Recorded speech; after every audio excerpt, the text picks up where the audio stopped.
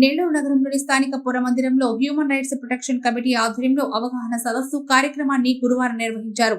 ఈ కార్యక్రమానికి శ్రావణ్ కుమార్ ముఖ్య అతిథిగా పాల్గొన్నారు. ఈ సందర్భంగా ఆయన మాట్లాడారు.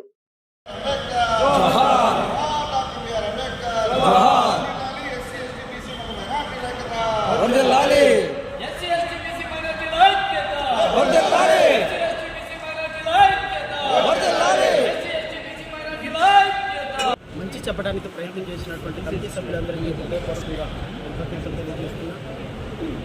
రాబోయే ఎలక్షన్స్లో పరిపాలన దక్షత కలిగినటువంటి వ్యక్తులను ఎన్నుకోవటం, ఈ హ్యూమన్ రైట్స్ వైలేషన్ అంటే ప్రభుత్వాల నుంచి పౌరుల హక్కులకు భంగం కలిగే అంశాలు తగ్గుతాయి. బాబాసాహెబ్ అంబేద్కర్ ఐడియాలజీతో నడిచేటువంటి ఒక వ్యక్తి పరిపాలన చేసినప్పుడు, ఒక పార్టీ పరిపాలన చేసినప్పుడు ఆ రాష్ట్రంలో ప్రజలు సుభిక్షంగా ఉంటారు, ఆనందంగా ఉంటారు. ఒక పోలీస్ ఆఫీసరు వ్యక్తులను తీసుకొని వెళ్ళిపోయి ఈరోజు చూడండి రాష్ట్రంలో ఏ పోలీస్ స్టేషన్లో చూసినా దమనకాండలు కొనసాగుతాయి.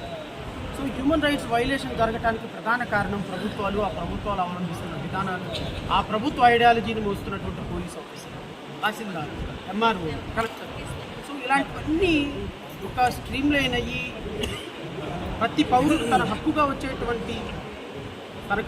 ఉన్నటువంటి ప్రాథమిక హక్కుల్ని సక్రమంగా వినియోగించుకోగలిగిన రోజున ఈ హ్యూమన్ రైట్స్ వైలేషన్ అనేది అది ప్రజల దృష్టిలో, ప్రజల చేతుల్లోనే ఉంది.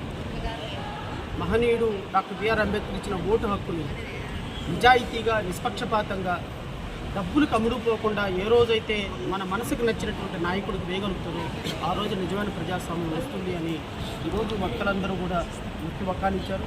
వారందరూ కూడా అద్భుతమైన స్పీచ్లు ప్రజలందరికీ మనసును తాకుతాయని నేను కోరుకుంటూ ఈ అవకాశం ఇచ్చినందుకు కమిటీ సభ్యులకి హృదయపూర్వకంగా నమస్కారాలు.